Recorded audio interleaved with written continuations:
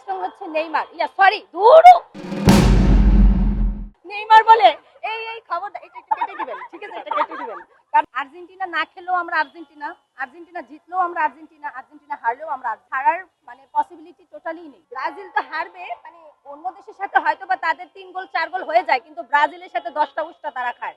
তাদের উষ্টা খাইতে খাইতে মানে কি বলবো, নেইমারের মানে হাঁটু মুটু মেডিকেলে ভর্তি থাকা লাগে, ঠিক আছে। আর আমাদের মেসি কিন্তু এরকম না, উল্টা লাথি দেয়।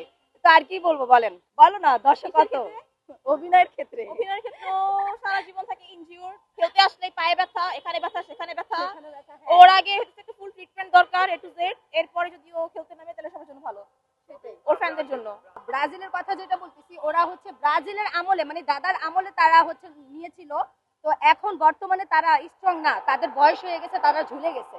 এখন স্ট্রং হচ্ছে নেইমার, সরি ধুরু, নেইমার বলে এই এই খবর এটা একটু কেটে দিবেন, ঠিক আছে, এটা কেটে দিবেন।